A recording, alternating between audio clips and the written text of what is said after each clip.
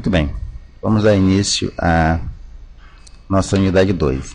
Na unidade 2, nosso objetivo é identificar as fontes de recursos necessários à manutenção das escolas, sendo que o nosso foco nós vamos declinar para a escola municipal, o ensino, no caso o ensino fundamental.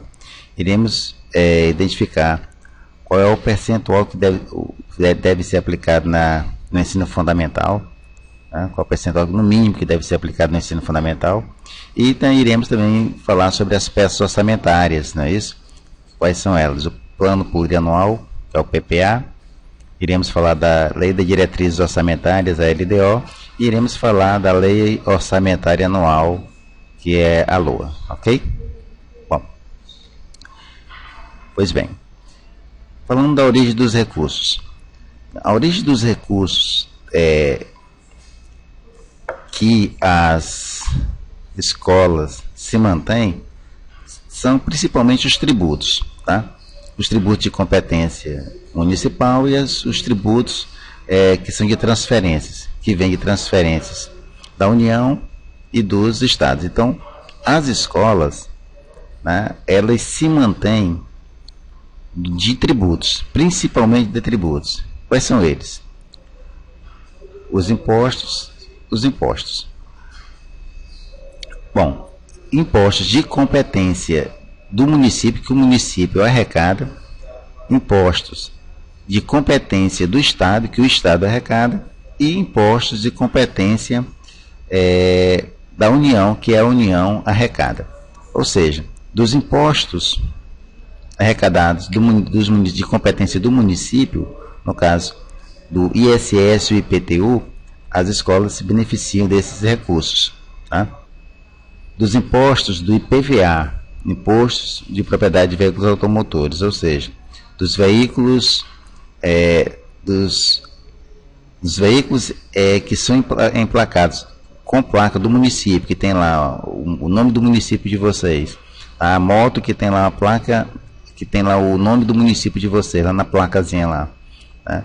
Então, do IPVA, 50% daquele imposto retorna para o município, tá certo? Então, o 50% do IPVA, o estado tem que devolver para o município.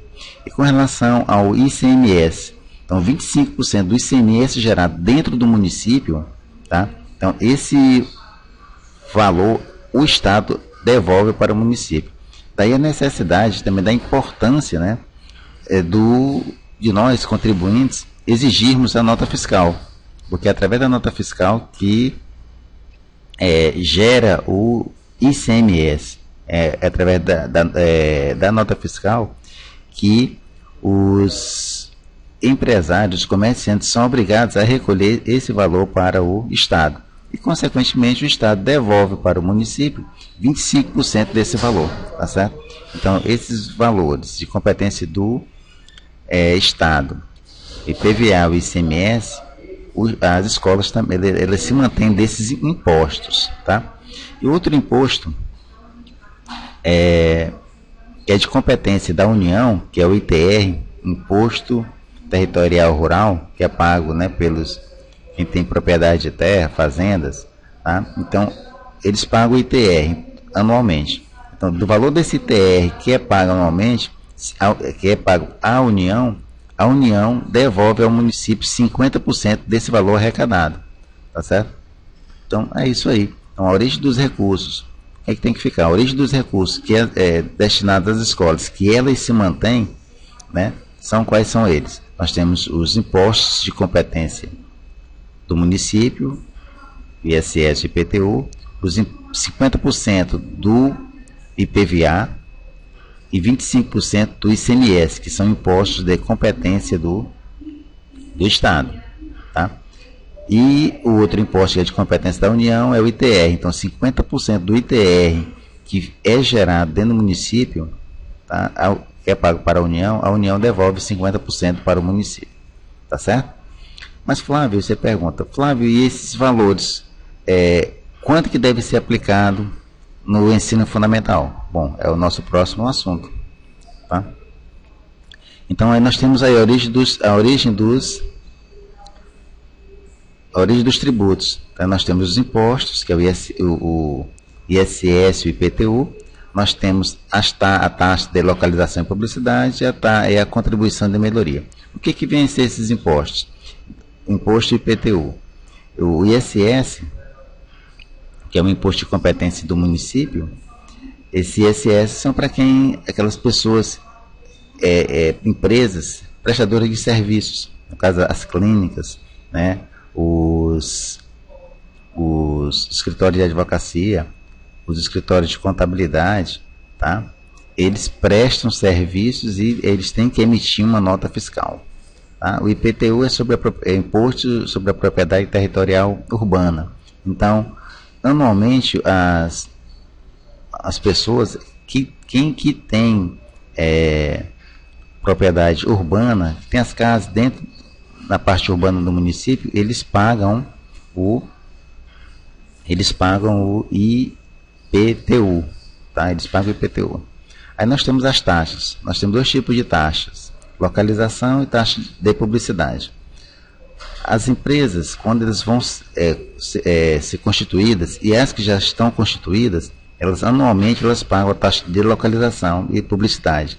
Essas duas taxas são necessárias para poder renovar para obter o alvará ou renovar o alvará de funcionamento. Tá? Então, tem essa taxa de localização. Então, para que as empresas, para que elas possam abrir suas portas, elas têm que pagar a taxa de localização. E essa taxa de publicidade? Essa taxa de publicidade é para que elas possam colocar lá o letreiro da empresa deles, né? No caso, aquele letreiro do Banco do Brasil. Para que o Banco do Brasil possa colocar aquele letreiro lá, precisa pagar essa taxa de publicidade, ok? E a contribuição de melhoria? Contribuição de melhoria, vamos supor que lá na tua residência, lá no teu refúgio, você não é beneficiado por saneamento e nem calçamento, e não tem energia elétrica na tua rua, né? Ocorre casos assim. E vamos supor que a prefeitura ela coloque o calçamento, ela coloque a parte de saneamento, coloque energia pública, né, na tua rua. Consequentemente, o teu imóvel ele vai valorizar, não é isso? Então, a prefeitura ela pode cobrar um determinado valor pela valorização do teu imóvel, tá? Então, pelos benefícios que ela te proporcionou, tá? Houve uma valorização no teu imóvel. Então, a prefeitura ela pode cobrar essa contribuição de melhoria, ok? Bom, aí nós temos aí os percentual que deve ser aplicado na educação. Bom, a União ela é obrigada a investir no ensino superior. Nós temos que deixar bem claro isso, que a União ela é obrigada a investir no ensino superior, os estados eles são obrigados a investir no ensino médio e os municípios eles são obrigados a investir no ensino fundamental, ok?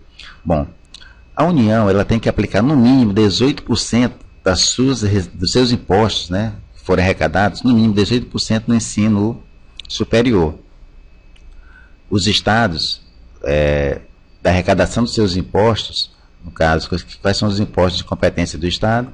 Nós temos o IPVA e o ICMS. Então, desse produto arrecadado, os estados eles são obrigados a investir no mínimo 25% desses impostos no ensino médio. E o município, que é onde nós iremos declinar, que é nós estamos mais próximo do nosso dia a dia, o município ele é obrigado a aplicar também no mínimo 25% dos seus impostos, que qual é o imposto que é de competência do município. Nós temos o ISS e o IPTU. E também das receitas de transferências, que nós já vimos anteriormente, laudas pretéritas. Quais são eles? 50% do IPVA, 25% do ICMS e o imposto de competência do Estado, da União, que é o ITR. Então 50% desse total arrecadado, o município ele tem que aplicar no mínimo 25%. Ou seja, do total de todo o produto arrecadado, o município ele é obrigado a aplicar no mínimo 25% no ensino fundamental. Flávio, onde é que fala sobre isso? Onde é que diz isso? Onde é que eu me fundamento com relação a esse percentual? Nós podemos nos fundamentar lá no artigo 212, né, da Constituição Federal. Então, lá na Constituição, no artigo 212 da Constituição Federal, é que me obriga os municípios, obriga o Estado, obriga a União a aplicar esses percentuais na educação. Tá certo? Podemos caminhar? Iremos falar agora das peças orçamentárias, né? Então, o orçamento ele é composto por leis, tá? Então, o orçamento ele é realizado por 3 peças orçamentárias. Quais são essas peças orçamentárias? Nós temos o Plano Plurianual, que é o PPA. Nós temos a Lei de Diretrizes Orçamentárias, que é a LDO, e temos a Lei Orçamentária Anual, que é a famosa LOA, tá certo? Nós iremos declinar agora sobre cada uma dessas peças, tá bom? Muito importante isso aqui. Bom, iremos falar do PPA, tá? O que vem a ser o PPA? O que é o PPA? Tá? O PPA é uma peça orçamentária que deve contemplar as despesas de capital, outras delas decorrentes e as despesas de duração continuada. Flávio, o que é isso? Não entendi. Bom, o que é isso? O que são despesas de capital? Despesa de capital é quando o município ele quer construir alguma obra, né? Ele quer adquirir algum equipamento. Isso é uma despesa de capital, gera uma despesa de capital. Então, construção de escolas é uma despesa de capital. Construção de postos de saúde é uma despesa de capital. Tá? Adquirir computadores é uma despesa de capital. Então, tudo isso todas essas despesas, elas alteram ou modificam o patrimônio público, tá? Então, por exemplo, se a escola, se ela quiser construir uma quadra poliesportiva, por exemplo, se a prefeitura, se a escola quiser adquirir um ônibus escolar, ela tem que colocar, tá, essa despesa no plano plurianual, tá certo? Tem que se fazer constar no plano plurianual, tá certo? Então, repetindo, o que é um plano plurianual? O que é um PPA? Tá? É uma lei que deve contemplar as despesas de capital, outras delas decorrentes. O que é isso, outras delas decorrentes? Por exemplo, eu tenho a escola já está construída, e então eu quero fazer uma reforma nessa escola. Então, a despesa de capital é a construção das escolas. Outras delas decorrentes é uma reforma que eu vou fazer nessa escola. Então, decorre de um bem que já está feito, já está erguido. Então, vou fazer reforma no teto, vou reformar as portas, banheiro, pintar, mudar piso. Então, decorre de uma despesa de capital, de uma despesa já pronta. Tá bom? E o que vem a ser outras delas decorrentes? O que é outras delas decorrentes? Puxando do conceito, né? Outras delas decorrentes, por exemplo, não é uma despesa de capital, mas é uma despesa de custeio, necessária manutenção da máquina. O que é isso? Outras delas decorrentes. Essas despesas, outras delas decorrentes, tá? São aquelas despesas correntes que ultrapassam 2 exercícios. Por exemplo, você diz assim: eu quero erradicar o analfabetismo. Bom, o analfabetismo você não vai erradicar ele em um exercício, não é isso? Então você vai precisar de 2, 3, 4 ou 5 anos ou mais, tá? Então esse tipo de despesa que você vai para poder erradicar o analfabetismo, você vai precisar contratar professores, você vai precisar comprar material de expediente, tá? E etc. Tá certo? Então essas despesas que vão ultrapassar 2 exercícios, que você vai atingir o objetivo que ultrapassam 2 exercícios, nós chamamos isso de despesa de duração continuada. Tá bom? Então esse tipo de despesa também deve constar no plano plurianual, ok? Bom, e qual é a vigência do plano plurianual? O plano plurianual, o famoso PPA, ele é elaborado para um período de 4 anos, tá? Então, essas despesas que você pretende fazer, construir escolas, você vai dizer se é em todo ano você vai construir escolas, ou em quais são os anos que você vai construir escolas, pretende construir escola.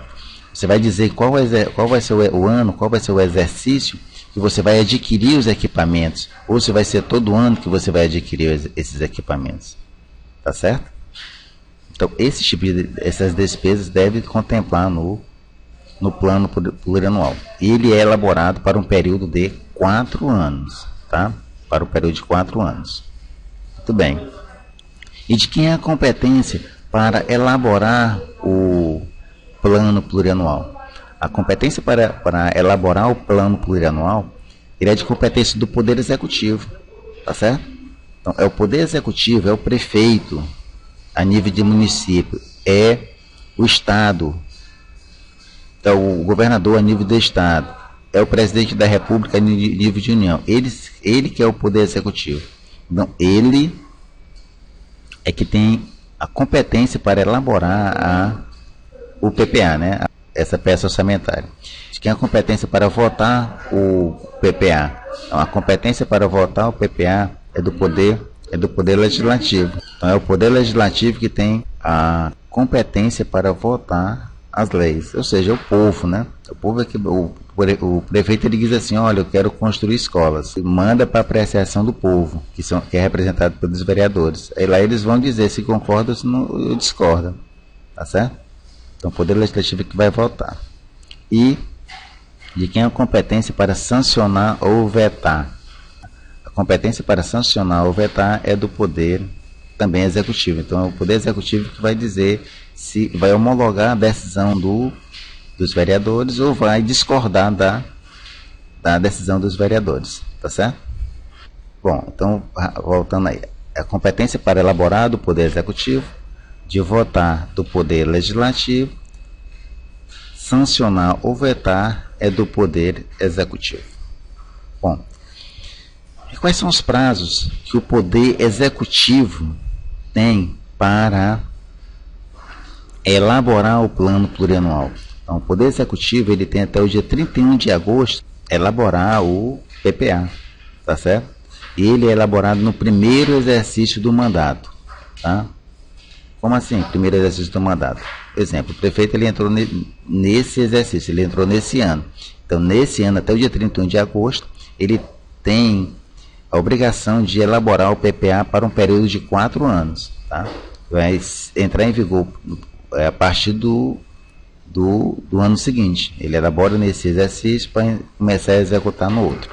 Tá bom? Mas ele tem até o dia 31 de agosto para elaborar. É o prazo. Ele é obrigado a fazer isso. E qual é o prazo que o Poder Legislativo tem para votar o PPA? O Poder Legislativo ele tem até o dia 22 de dezembro para votar, estudar. Ele tem o tempo, né, do dia 1º de setembro até o dia 22 de dezembro. O que é que ele tem que fazer?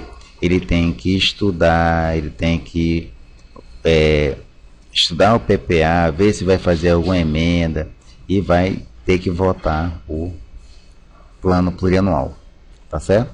E o Poder Executivo, ele tem até 15 dias úteis para sancionar ou vetar, tá certo? Ele tem 15 dias úteis, né, após a votação para sancionar ou vetar.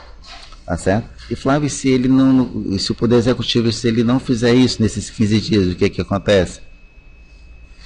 O que que acontece é que na ausência, né, no calar do Poder Executivo, nós podemos dizer que a sanção vai ser tácita, tá? E tem aquele ditado que diz: quem cala, consente, né? Então a sanção vai ser tácita. Bom, e o que que ocorre? Tem as penalidades aí. E o que que ocorre se o Poder Executivo, se ele perder esse prazo, se ele perder o prazo de envio do PPA? Tá? A penalidade que pode ocorrer com ele é a cassação do mandato dele, tá certo?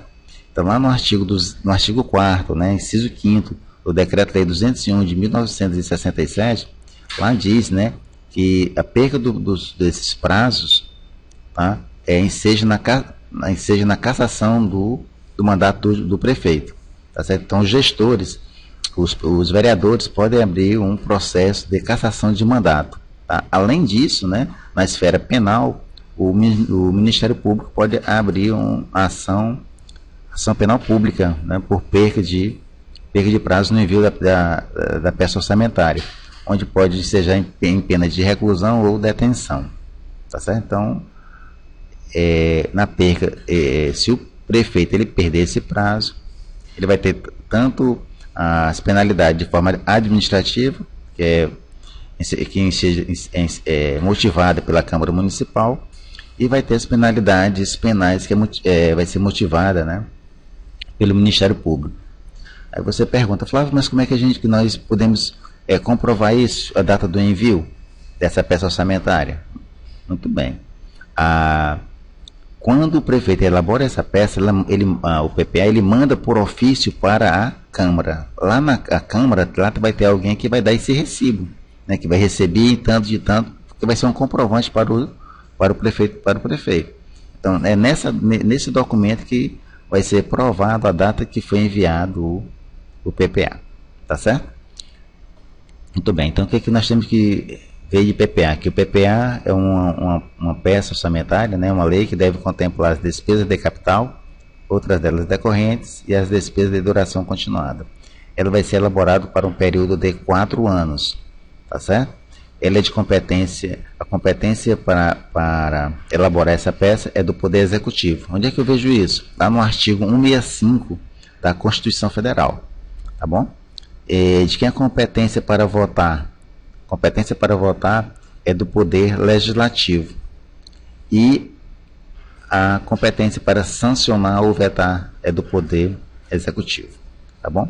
Qual o prazo que o Poder Executivo tem para elaborar o PPA? Ele tem até o dia 31 de agosto do primeiro mandato municipal, né? No caso falando de município. Então, os prefeitos, no ano que ele toma posse, ele tem até o dia 31 de agosto para elaborar o PPA. Os vereadores, eles têm até o dia 22 de dezembro para votar. Não podem entrar de recesso sem votar o PPA. E o Poder Executivo, o prefeito, ele vai ter 15 dias úteis para sancionar ou para homologar a decisão ou vetar. No caso, vetar é discordar da votação efetuada pela Câmara. Tá bom? Penalidade é que se ele perder o prazo, ele vai ter as penalidades, tanto administrativo, que é movida pela Câmara Municipal, que pode ensejar na cassação do mandato dele, e também a penalidade penal, que é a ação civil pública, que é movida pelo Ministério Público, né, que pode ensejar em pena de detenção ou reclusão. Ok?